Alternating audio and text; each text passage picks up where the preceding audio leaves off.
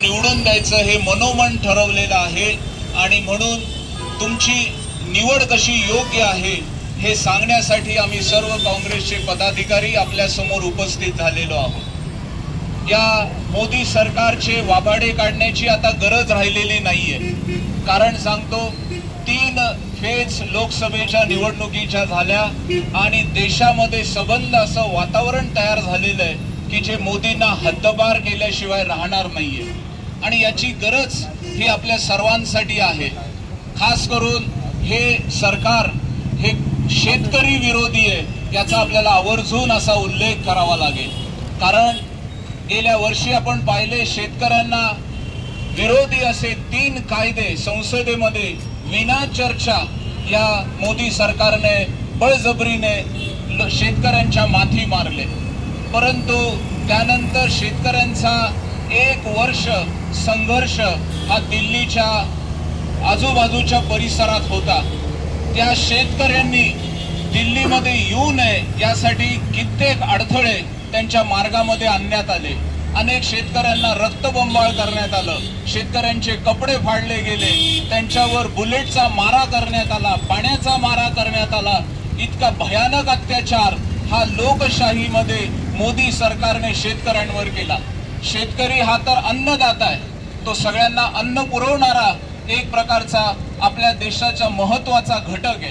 कारण आज भारताची लोकसंख्येच्या 50% ही एकूण लोकसंख्या ही शेती आणि शेतीच्या संबंधातल्या उद्योगावर आधारित आहे।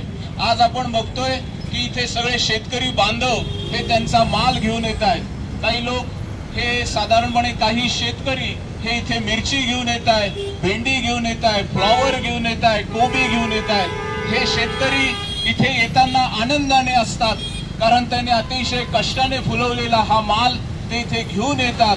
परंतु जेव्हा जातात तेव्हा त्यांच्या जेव्हा या मालाची पावती मिळते तेव्हा त्यांना कळतं की आपल्या घामाचे इथे शून्य मोल आलेले आणि एक प्रकारे शेतकरी हा अतिशय अस्वस्थ आणि उद्ध्वस्त झाल्याचं चित्र हे केवळ नाशिक जिल्ह्यातच नाही तर संपूर्ण महाराष्ट्रात आणि भारतात पाहायला मिळतंय। तुम्ही कांद्याचे भाव मग आमच्या वसंत भाऊने सांगितलं की कांदा हा कसा सगळ्यांना रडवत असतो शेतकऱ्यांना, परंतु त्याचे भाव मिळाले तर कांदा हा शेतकऱ्यांना हसवत असतो। परंतु शेतकऱ्यांच्या संदर्भातलं कोणतेही काम या सरकारने केलेलं नाहीये। आज आपण बघतो आहे की जेव्हा कांद्याचे भाव हे खूप वाढायला लागतात तेव्हा हे सरकार निर्यात बंदी करतं आणि सबंध कांद्याचे भाव हे खाली पडतात।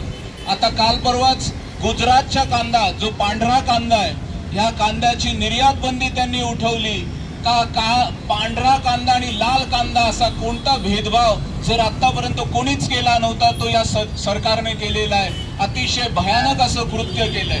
कारण जास्तीत जास्त महाराष्ट्रातनं जर लाल कांदा पिकतो तर त्या कांद्याला भाव द्यायला पाहिजे होता।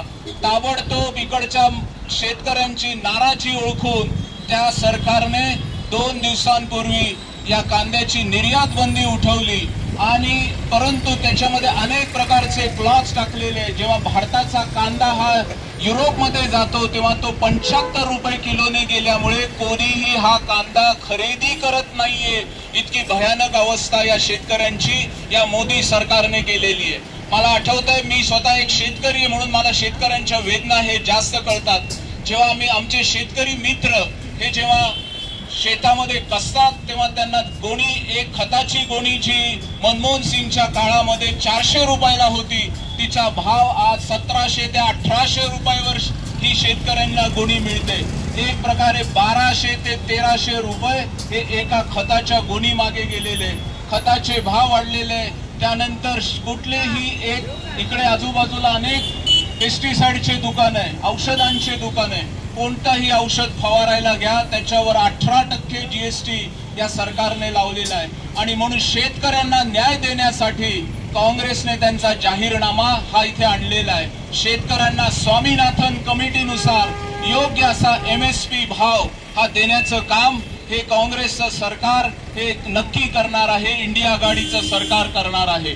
म्हणून आपल्या सगळ्या शेतकऱ्यांचे दुःख शेतकऱ्यांचे अश्रू हे पुसणारा एकमेव पक्ष हा आता सध्या आहे आणि तो म्हणजे इंडिया आघाडी आहे। आणि म्हणून शेतकरी मित्रांनो, तुम्ही घाबरायचं अतिशय काही कारण नाहीये, कारण येत्या 4 जूनला आपण या सरकारला हद्दपार करणार आहे आणि आपल्या सगळ्यांचं, सर्वसामान्यांचं, शेतकऱ्यांचं, दलित मित्रांचं, कामगार मित्रांचं, सगळ्यांचं असं एक चांगलं सरकार या इथे आपण स्थापन करणार आहे। इथे अनेक कामगार मित्र मला दिसत आहेत। आपल्या सगळ्यांना मी सांगू शकतो की आपल्या काँग्रेसच्या जाहीरनाम्यामध्ये 400 रुपये मिनिमम वेज म्हणजे दिवसाची एक प्रकारे मजुरी ही 400 रुपये किमान मिळणार आहे आणि हा अतिशय चांगला असा बदल हा काँग्रेसच्या जाहीरनाम्यामध्ये आहे। शेतकरी हिताचे कायदे हे कायमच काँग्रेस सरकारने केलेले, तुम्हाला आठवत असेल या देशातली अभूतपूर्व अशी 70,000 कोटीची शेतकऱ्यांची कर्जमाफी ही काँग्रेसच्या काळात झाली होती आणि त्यावेळेस शरद पवार हे आपल्या देशाचे एक कृषी मंत्री होते। आज आपण इथे फिरलो तर देशाचे कृषी मंत्री आपल्याला कोण आहे हे सांगता येणार नाही। देशाच्या कृषी मंत्र्यांना स्वतःचा कुठलाही असा आवाज नाहीये, कारण त्यांचा आवाज हा थांबवण्यात आलेला आहे आणि म्हणून या सगळ्या नाकारत्या शेतकरी विरोधी सरकारला खाली खेचायचं काम हे आपल्या सगळ्यांना करायचं आहे। मी एकच घोषणा देईल, तुम्ही ती नीट ऐका आणि त्याच्यानंतर पुन्हा विचार करा की कांद्याला भाव नाही, मोदीला मत नाही। कांद्याला भाव नाही, मोदीला मत नाही। सोयाबीनला भाव नाही, मोदीला मत नाही। भाजीपाल्याला भाव नाही, मोदीला मत नाही। आपल्या सगळ्यांना कापसाला भाव नाही, मोदीला मत नाही आणि टमाट्याला भाव नाही, मोदीला मत नाही। आपल्या सगळ्यांना मी पुनश्च एकदा सांगतो, हे शेतकरी विरोधी सरकार आपल्याला खाली खेचायचं आहे आणि इतके बोलून मी आपली रजा घेतो।